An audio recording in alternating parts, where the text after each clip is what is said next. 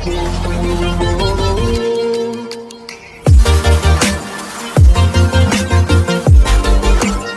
Friends, very good morning. Welcome back to my YouTube channel. Friends, ಇವತ್ತು ನಾನು ಅವಲಕ್ಕಿ ಮಾಡ್ತಾ ಇದ್ದೀನಿ. ಒಗ್ಗರಣೆ ಅಂತ ಕರೀತಾರೆ ನಮ್ಮ ಕಡೆ. ಅವಲಕ್ಕಿ ಒಗ್ಗರಣೆನ ಮಾಡೋಣ ಅಂತ ಹೇಳಿ 1/2 kg ಅವಲಕ್ಕಿ ತೊಗೊಂಡಿದ್ದೀನಿ. ಸಿಂಪಲ್ ಸ್ನ್ಯಾಕ್ಸ್ ಟೈಮ್ಗೆ, ಮಕ್ಕಳಿಗೆ, ದೊಡ್ಡವ್ರಿಗೆ ತುಂಬ ಇಷ್ಟ ಆಗುವಂಥ ಒಂದು ರೆಸಿಪಿ. ಇದನ್ನು ಮಾಡಿ ತುಂಬ ದಿನ ಆಗಿತ್ತು, ಸೊ ಶೇರ್ ಮಾಡೋಣ ಅಂತ ಹೇಳಿ ಮಾಡ್ತಾಯಿದ್ದೀನಿ. ಸೊ ನೋಡ್ಬೋದು, ಇಲ್ಲಿ 1/2 kg ನಾನು ಅವಲಕ್ಕಿನ ತೊಗೊಂಡಿದ್ದೀನಿ. ಒಂದು ಕೊಬ್ಬರಿನ ಈ ರೀತಿ ಚಿಕ್ಕದಾಗಿ ಸ್ಲೈಸಸ್ ಮಾಡಿ ಕಟ್ ಮಾಡಿ ಇಟ್ಕೊಂಡಿದ್ದೀನಿ. ಈ ರೀತಿ ಇಷ್ಟಿಷ್ಟುದ್ದಕ್ಕೆ ಒಂದು ಬೌಲಷ್ಟು ಕಡಲೆಬೀಜ, ಒಂದು ಬೌಲಷ್ಟು ಉರಿಗಡಲೆ, ಮತ್ತು ಒಂದಷ್ಟು ಬೆಳ್ಳುಳ್ಳಿನ, ನೀವು ಬೆಳ್ಳುಳ್ಳಿ ಜಾಸ್ತಿ ಇಷ್ಟಪಡೋರು ಜಾಸ್ತಿ ಹಾಕ್ಕೊಳ್ಳಿ, ಕಮ್ಮಿ ಇಷ್ಟಪಡೋರು ಕಮ್ಮಿ ಆ್ಯಡ್ ಮಾಡ್ಕೊಳ್ಳಿ ಅಷ್ಟೇ. ನಮಗೆ ತುಂಬ ಇಷ್ಟ ಆಗುತ್ತೆ ಫ್ಲೇವರು, ಸ್ವಲ್ಪ ಜಾಸ್ತಿನೇ ತೊಗೊಂಡಿದ್ದೀನಿ. ಈ ರೀತಿ ಸಿಪ್ಪೆ ತೆಗೆದೇನೆ ಸ್ವಲ್ಪ ಕ್ರಷ್ ಮಾಡಿ, ಅಂದರೆ ಜಜ್ಜಿ ಇಟ್ಕೊಂಡಿದ್ದೀನಿ. ಇಷ್ಟು ಸಾಕು. ಇನ್ನು ಒಗ್ಗರಣೆಗೆ ಒಣಮೆಣ್ಸಿನ್ಕಾಯಿ, ಒಂದಷ್ಟು ಕರಿಬೇವು ತೊಗೊಂಡಿದ್ದೀನಿ, ಜಾಸ್ತಿನೇ ತೊಗೊಂಡಿದ್ದೀನಿ, ಚೆನ್ನಾಗಿರುತ್ತೆ ಅನ್ನೋ ಕಾರಣಕ್ಕೆ. ಮತ್ತು ಸ್ವಲ್ಪ ಗೋಡಂಬಿ, ಬಾದಾಮು ಎರಡನ್ನೂ ತೊಗೊಂಡಿದ್ದೀನಿ. ರುಚಿಗೆ ತಕ್ಕಷ್ಟು ಉಪ್ಪು ಮತ್ತು ಟೇಸ್ಟಿಗೆ ತಕ್ಕ ಹಾಗೆ ಖಾರ. ನೀವು ಖಾರ ಜಾಸ್ತಿ ತಿಂತೀರಿ ಅನ್ನೋರು ಖಾರನ ಜಾಸ್ತಿ ಆ್ಯಡ್ ಮಾಡ್ಕೊಳ್ಳಿ. ಸ್ವಲ್ಪ ಅರಿಶಿನ ತೊಗೊಂಡ್ರೆ ಇದ್ರ ಜೊತೆಗೆ ಮುಗೀತು. ಇಷ್ಟು ಇಂಗ್ರೀಡಿಯೆಂಟ್ಸ್ನ ತೊಗೊಂಡಿದ್ದೀನಿ. ಅವಲಕ್ಕಿ, ಕೊಬ್ಬರಿ, ಕಡಲೆಬೀಜ, ಉರಿಗಡಲೆ, ಬೆಳ್ಳುಳ್ಳಿ, ಒಣಮೆಣ್ಸಿನ್ಕಾಯಿ, ಗೋಡಂಬಿ, ಬಾದಾಮ್, ಕರಿಬೇವು, ಅಚ್ಕಾರದ ಪೌಡ್ರಿ, ಉಪ್ಪು, ಇಷ್ಟನ್ನು ಹಾಕ್ಕೊಂಡಿದ್ದೀನಿ. ಸ್ವಲ್ಪ ಹಳದಿ ತೊಗೊಂಡ್ರೆ ಆಯಿತು. ಇವಾಗ ನೆಕ್ಸ್ಟು ನಾನು ಇನ್ನೊಂದು ಬಾಣಲಿಲಿ ಆಯಿಲ್ನ ಬಿಸಿಗೆ ಇಕ್ಕಿದ್ದೀನಿ, ತೋರಿಸ್ತೀನಿ. ಆಯಿಲ್ ಕೂಡ ಬಿಸಿಯಾಗಿದೆ. ನಾನು ಇವಾಗ ಇನ್ನೊಂದು ಬೌಲಲ್ಲಿ ಈ ರೀತಿ ಟಿಶ್ಯೂನ ಹಾಕ್ಕೊಂಡು ಈ ರೀತಿ ಸೆಟ್ ಮಾಡಿ ಇಟ್ಕೊಂಡಿದ್ದೀನಿ. ಯಾಕೆಂದರೆ ಆಯಿಲು ಟಿಶ್ಯೂ ಇರೋ ಕಾರಣ, ಆಯಿಲೆಲ್ಲ ಇದೇ ತೊಗೊಳೋದ್ರಿಂದ ನಮಗೆ ಆಯಿಲ್ ಅಷ್ಟು ಕೈಗೆ ಸಿಗಲ್ಲ ಅನ್ನೋ ಕಾರಣಕ್ಕೆ ಹಾಕ್ಕೊಂಡಿದ್ದೀನಿ. ತುಂಬ ಆಯಿಲ್ ಅನಿಸಿದ್ರೆ ತಿನ್ನೋಕ್ಕೆ ಮನಸ್ಸಿರಲ್ಲ. ಸೊ ಹಾಗಾಗಿ ಈಗ ಆಯಿಲ್ ಕೂಡ ಚೆನ್ನಾಗಿ ಬಿಸಿಯಾಗಿದೆ, ನೋಡ್ಬೋದು. ಈ ಥರ ಒಂದು ನಾನು ಜಾಲರಿನ ತೊಗೊಂಡಿದ್ದೀನಿ. ಇದು ಜ್ಯೂಸ್ ಸೋಸೋ ಜಾಲರಿ ಅಂತ ಬರುತ್ತಲ್ಲ, ಆ ಒಂದು ಜಾಲರಿ ಇದು.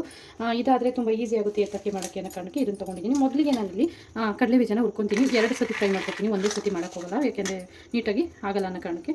ಈ ರೀತಿ ಜಸ್ಟ್ ಡಿಪ್ ಮಾಡಿಕೊಂಡ್ರೆ ಸಾಕು. ಬಾಣಲಿ ಮುಳುಗ್ತಾ ಇದೆ ಅನ್ನೋವಾಗ ಈ ರೀತಿ ಜಸ್ಟ್ ಡಿಪ್ ಮಾಡಿಕೊಂಡ್ರೆ ಕಡಲೆಬೀಜ ಫ್ರೈ ಆಗುತ್ತೆ.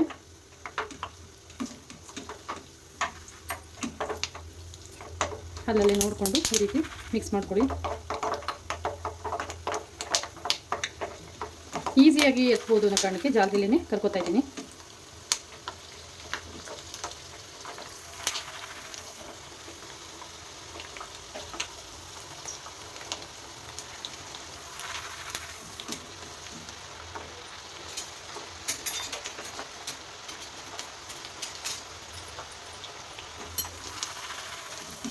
ನೋಡಿ, ಫೈನಲ್ ಆಗಿ ಕ್ಲೀನಾಗಿ ಫ್ರೈ ಆಗಿದೆ. ಇನ್ನು ಉಳಿದಿರುವಂಥ ಕಡಲೆ ಬೀಜನ ಈ ರೀತಿ ತೊಗೊಂಡು ಹಾಕ್ಕೊಂಡ್ರೆ ಆಯಿತು. ನೋಡಿ, ಈ ಥರ ಹುಡುಕಬೇಕು, ಆ ಕಾರಣಕ್ಕೇ ನಾನು ಇದನ್ನು ತೊಗೊಂಡಿದ್ದಂಥದ್ದು ಜಾಲರಿನ. ಇದೊಂದು 2 ನಿಮಿಷ ಹೀಗೆ ಇಟ್ಕೊಂಡ್ರೆ ಚೆನ್ನಾಗಿ ಎಣ್ಣೆ ಸೋಸ್ಕೊಳ್ಳಿ ಅನ್ನೋ ಕಾರಣಕ್ಕೆ ಇಟ್ಕೊಂಡಿದ್ದೀನಿ.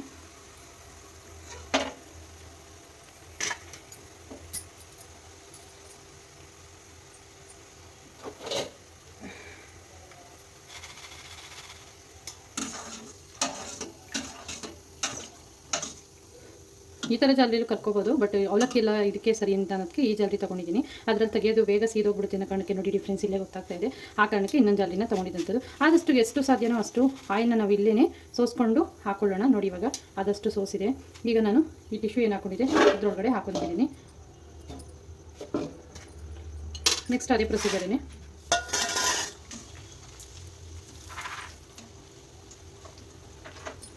ತುಂಬ ಸಿಂಪಲ್ಲು, ಕ್ವಿಕ್ಕಾಗಿ ಎಲ್ಲ ರೆಡಿ ಮಾಡಿಕೊಂಡ್ರೆ ಒಂದು 20 ಮಿನಿಟ್ಸ್ಗೆಲ್ಲ ಮಾಡಿಕೊಂಡ್ರೆ ಆಯಿತು. ತುಂಬ ಫ್ಲೇಮ್ನ ಜಾಸ್ತಿ ಇಟ್ಕೊಬಿಡಿ, ತುಂಬ ಕಮ್ಮಿನೂ ಇಟ್ಕೊಬಿಡಿ. ಒಂದು ಮೀಡಿಯಮ್ ಫ್ಲೇಮ್ ಇಟ್ಕೊಂಡು ಈ ರೀತಿ ಎಲ್ಲ ಹುರ್ಕೊಂಡ್ರೆ ಸರಿ ಹೋಗುತ್ತೆ.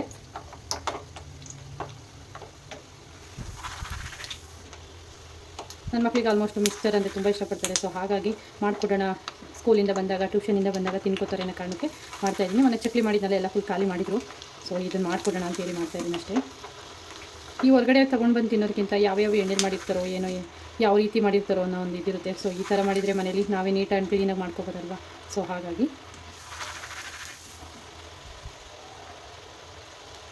ನೋಡಿ, ಇವಾಗ ಫ್ರೈ ಆಗಿದೆ, ಸಾಕು.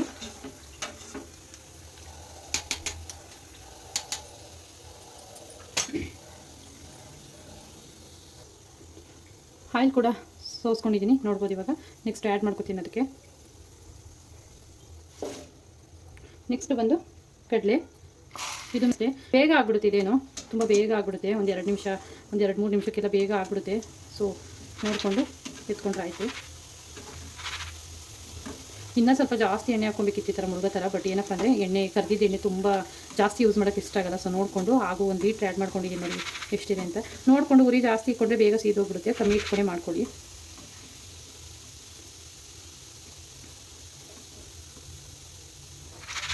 ಸೊ ಇಷ್ಟು ಸಾಕು.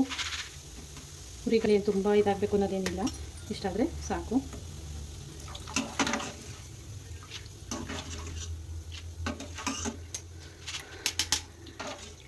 ಈ ಥರದ್ದೆಲ್ಲ ಜಾತ್ರೆಗಳು ಅವಾಗೆಲ್ಲ ಇರಲೇ ಇಲ್ಲ ಪಾಪ. ದೊಡ್ಡವರು ಹಿಂದಿನ ಕಾಲದಲ್ಲೆಲ್ಲ ತುಂಬ ಸರ್ಕಸ್ ಮಾಡ್ತೀರ ಅನ್ಸುತ್ತೆ. ಯಾವ ಥರ ಮಾಡ್ತೀರೋ ನನಗಂತೂ ಗೊತ್ತಿಲ್ಲ. ಅದೇ ಅನ್ಕೊಂತೀರಿ ಇಷ್ಟೊಂದೆಲ್ಲ ನಮಗೆ ಮೆಥಡ್ಸ್ ಇದೆ, ಬಟ್ ಮಾಡೋಕ್ಕೆ ಮೈಬಾರ.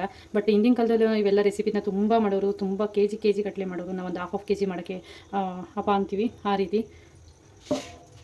ಈಗ ಇನ್ನೊಂದು ಟಿಪ್ ಕರ್ಕೊಳ್ಳೋಣ.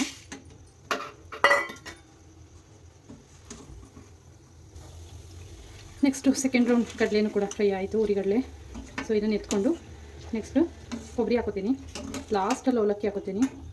ಮೊದಲಿಗೆ ಅವಲಕ್ಕಿ ಹಾಕೋದಿತ್ತು, ಬಟ್ ತುಂಬ ಸಣ್ಣ ಇದೆ, ಅದು ಬೇಗ ಎತ್ತಕ್ಕಾಗಲ್ಲ. ಸೊ ಲಾಸ್ಟಿಗೆ ಫೈನಲ್ಲ ಕರ್ಕೊತೀನಿ ನೋಡಿ. ಈ ರೀತಿ ಫ್ರೈ ಆದರೆ ಸಾಕು.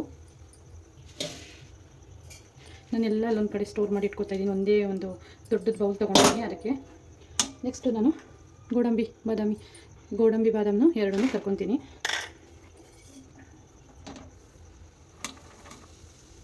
ಇದು ಬೇಗ ಬ್ರೌನ್ ಆಗಿಬಿಡುತ್ತೆ, ನೋಡಿಕೊಂಡು ಕರ್ಕೊಂಡ್ರೆ ಆಯಿತು. ನೋಡಿ ಆಗ್ತಾಯಿದೆ ಆಲ್ರೆಡಿ.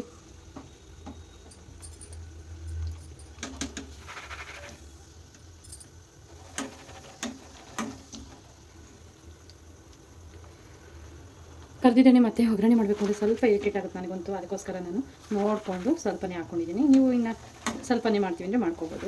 ಇದೆಲ್ಲ ಈಸಿ ಎತ್ತಲಿಕ್ಕೆ, ಬಟ್ ರಿಸ್ಕ್ ಯಾಕೆ ಅದನ್ನೆಲ್ಲ ಇದು ಮಾಡಿಕೊಂಡು ಅಂತ ಹೇಗೋ ಅವಲಕ್ಕಿ ಬೇಕೇ ಬೇಕು ಅನ್ನೋದಕ್ಕೋಸ್ಕರ ಈ ಜಾಲಿನ ತೊಗೊಂಡಿದ್ದೀನಿ ಅಷ್ಟೇ.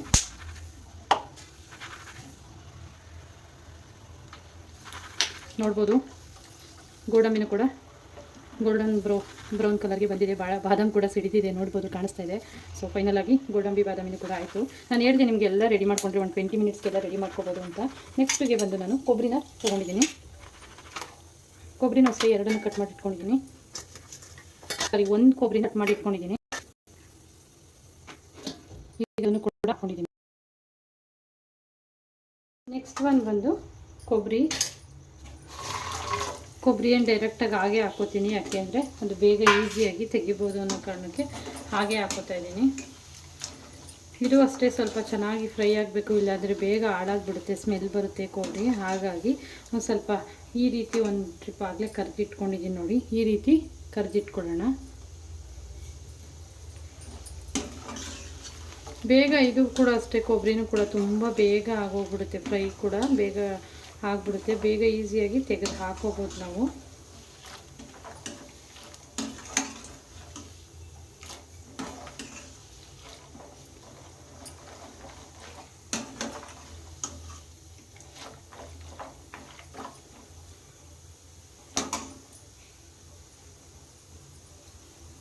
ಈಗ ಸಾಕು, ಇಷ್ಟಾದರೆ ನೋಡಿ, ಇಷ್ಟಾದರೆ ಸಾಕು, ತೆಗೆದಿಟ್ಕೊಳ್ಳೋಣ.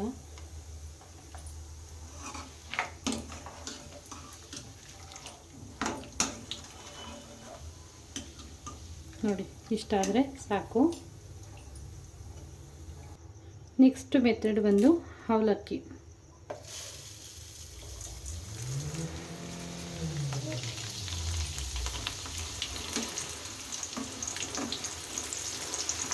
ನೋಡಿ ಬೇಗ ಅರಳ್ಬಿಡ್ತು. ನಾನು ಹೇಳಿದೆ ಸ್ವಲ್ಪ ಆಯಿಲ್ ಜಾಸ್ತಿ ಹಾಕ್ಕೋಬೇಕಿತ್ತು. ಈ ರೀತಿ ಆಯಿತು, ಡಬಲ್ ಕೆಲಸನೇ ಆಯಿತು ನಂದೀಗ.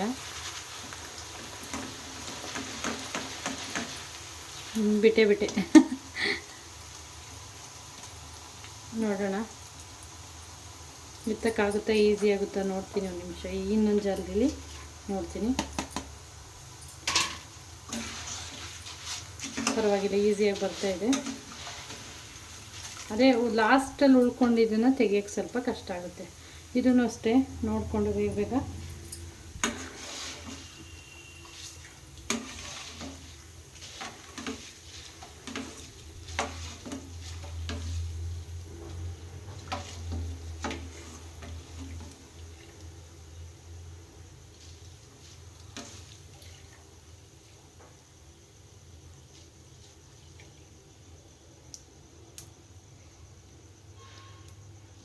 ಈ ರೀತಿ ಎಲ್ಲ ಅವಲಕ್ಕಿನೂ ಕರ್ಕೊಂಡು ನಾನು ನಿಮಗೆ ವೀಡಿಯೋದಲ್ಲಿ ಸಿಗ್ತೀನಿ.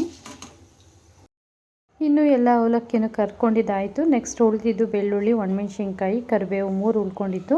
ಲಾಸ್ಟಲ್ಲಿ ಕರ್ದು ಹಾಕ್ಕೊಳ್ಳೋಣ ಅಂತೇಳಿ ಇಟ್ಕೊಂಡಿದ್ದೆ. ಈ ರೀತಿ ಆಯಿತು. ಇವಾಗ ಬೆಳ್ಳುಳ್ಳಿನ ಕರ್ಕೋತಾ ಇದ್ದೀನಿ. ಬೆಳ್ಳುಳ್ಳಿ ಇಷ್ಟಪಡೋರಿಗೆ ಬೆಳ್ಳುಳ್ಳಿ ಕರಿತಾ ಇದ್ದರೆ ಬರೋ ಆರೋಮು ಅಂತೂ ಆಹಾ ಎಷ್ಟು ಚೆನ್ನಾಗಿತ್ತು ಗೊತ್ತಾ, ತುಂಬ ಚೆನ್ನಾಗಿತ್ತು ಆ ಸ್ಮೆಲ್ಲು. ಆ ರೀತಿ ಈಗ ಫೈನಲಾಗಿ ಬೆಳ್ಳುಳ್ಳಿನ ಕರ್ಕೊಂಡು ಹಾಕ್ಕೊಳ್ಳೋಣ.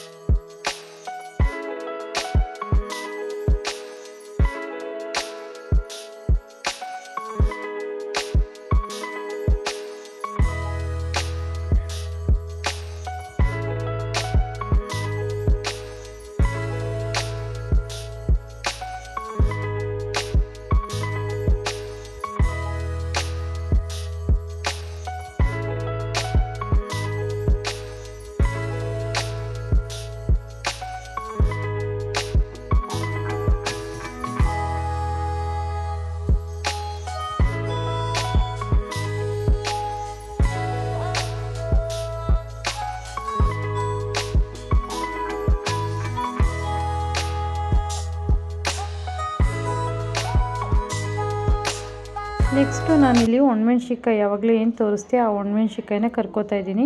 ನಾನಿಲ್ಲಿ ಅಚ್ಕಾರದ ಪುಡಿನ ಆ್ಯಡ್ ಮಾಡ್ಕೊಳ್ಳೋದ್ರಿಂದ ನೋಡಿಕೊಂಡು ಸ್ವಲ್ಪ ಹಾಕ್ಕೋತಾ ಇದ್ದೀನಿ.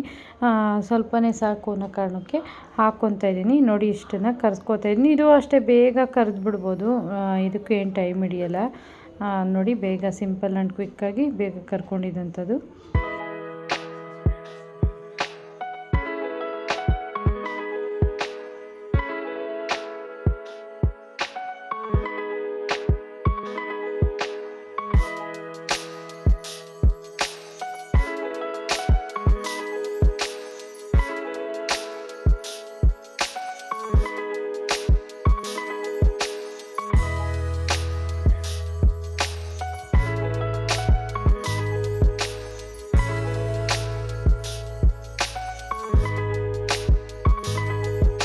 ಇಷ್ಟೆಲ್ಲ ಕರೆದಿದ್ದಲ್ಲ ಟಾಸ್ಕು. ಈ ಕರಿಬೇವು ಕರಿಬೇಕು, ಅದೇ ಟಾಸ್ಕು. ತುಂಬ ಸಿಡಿಯೋ ಚಾನ್ಸಸ್ ಇರುತ್ತೆ. ಹಾಗಾಗಿ ನಾನು ಈ ರೀತಿ ಇನ್ನೊಂದು ಏನು ಹೇಳ್ತಾರೆ ಇದನ್ನು ಇಟ್ಕೊಂಡು ಕರ್ಕೊಂಡೆ. ಈ ರೀತಿ ಆರಬಾರ್ದು ಅನ್ನೋ ಕಾರಣಕ್ಕೆ ಸ್ವಲ್ಪ ಲೂಸ್ ಮಾಡಿಕೊಂಡು ತೆಗೆದು ಕರ್ಕೊಂಡೆ. ಸೊ ಏನು ಸಿಡಿಲಿಲ್ಲ ನೋಡಿ, ಒಂದು ಸ್ವಲ್ಪ ಕರ್ಕೊಂಡು ಹಾಗೆಯೇ ಎಲ್ಲ ಫೈನಲಾಗಿ ಆಯಿತು. ಈ ರೀತಿ ಆಯಿತು.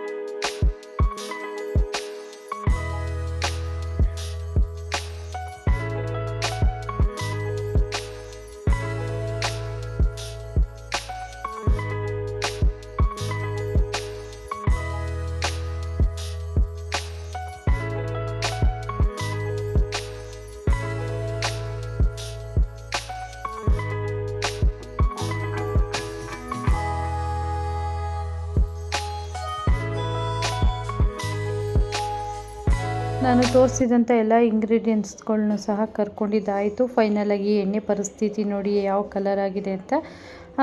ಈಗ ನೋಡ್ಬೋದು, ಏನು ಹೇಳ್ತಾರೆ, ಇದು ಒಂದು ದೊಡ್ಡ ಬೌಲ್ಗೆ ಹಾಕ್ಕೊಂಡಿದ್ದೀನಿ. ಟಿಶ್ಯೂನ ಈಗ ತೆಗಿಬೇಕು. ಅದ್ರ ಮುಂಚೆನೇ ಬಿಸಿ ಇರುವಾಗಲೇ ಉಪ್ಪು ಖಾರನ ಆ್ಯಡ್ ಮಾಡ್ಕೋಬೇಕು, ಇಲ್ಲಾಂದರೆ ಅಂಟ್ಕೊಳ್ಳಲ್ಲ. ಅದಕ್ಕೆ ಅವಲಕ್ಕಿ ಏನಿರುತ್ತೆ ಅದಕ್ಕೆ. ನನ್ನ ಫೋನಂತೂ ಫುಲ್ಲು ಹೀಟಾಗಿತ್ತು, ಫ್ಲಾಶ್ ಲೈಟ್ ಆಫ್ ಆಗ್ತಾನೆ ಇತ್ತು, ನಾನು ಆನ್ ಮಾಡ್ಕೊತಾನೆ ಇದ್ದೆ. ಈ ರೀತಿ ಆಯಿತು. ಇವಾಗ ಹಾಗೆ ಮಿಕ್ಸ್ ಮಾಡ್ಕೊಂಡು ಬಂದರೆ ಟಿಶ್ಯೂ ಮೇಲೆ ಬರುತ್ತೆ ಅನ್ನೋ ಕಾರಣಕ್ಕೆ ಹಾಗೆ ಸರ್ಕಸ್ ಮಾಡ್ತಾಯಿದ್ದೀನಿ ನೋಡಿ. ನಾನು ಆವಾಗಲೇ ಹೇಳ್ದಾಗೆ ರುಚಿಗೆ ತಕ್ಕಷ್ಟು ಉಪ್ಪು, ಖಾರಕ್ಕೆ ಎಷ್ಟು ಬೇಕೋ ಅಷ್ಟು ಅಚ್ಕಾರದ ಪುಡಿ, ಸ್ವಲ್ಪ ಅರಿಶಿನ ಆ್ಯಡ್ ಮಾಡಿಕೊಂಡು ಇವಾಗ ಮಿಕ್ಸ್ ಮಾಡ್ಕೊತೀನಿ ನೋಡಿ. ಟಿಶ್ಯೂ ತೆಗಿಬೋದಾ ಅಂತ ಮೊದಲು ನೋಡಿದೆ, ಸ್ವಲ್ಪ ಆಗಲಿಲ್ಲ. ಸ್ವಲ್ಪ ಮಿಕ್ಸ್ ಮಾಡ್ಕೊಂಡು ನಿಧಾನವಾಗಿ ತೆಗೆದೆ. ಈ ರೀತಿ ಆಯಿತು ನೋಡಿ. ಈಗ ಖಾರದ ಪುಡಿನೂ ಸೇರಿಸ್ಕೊಂಡಿದ್ದೀನಿ. ನೀವು ತುಂಬ ಖಾರ ಇಷ್ಟಪಡ್ತೀನಿ ಅನ್ನೋರು ತುಂಬ ಹಾಕ್ಕೋಬೋದು, ಇಲ್ಲ ಸ್ವಲ್ಪ ತಿಂತೀವಿ ಅನ್ನೋರು ಸ್ವಲ್ಪ ಆ್ಯಡ್ ಮಾಡ್ಕೊಳ್ಳಿ. ಟಿಶ್ಯೂ ಎಣ್ಣೆ ಹಾಕಿದ್ದಕ್ಕೆ ಬಿಸಿಗೂ ಅದಕ್ಕೂ ಅಂಟ್ಕೊಳ್ಳೋ ಥರ ಆಗಿಬಿಟ್ಟಿತ್ತು. ಫೈನಲಾಗಿ ಹಾಗೆ ಮಿಕ್ಸ್ ಮಾಡ್ತಾ ಲಾಸ್ಟಲ್ಲಿ ತೆಗೆದ ಮೇಲೆ ತೋರಿಸ್ತೀನಿ ನೋಡಿ.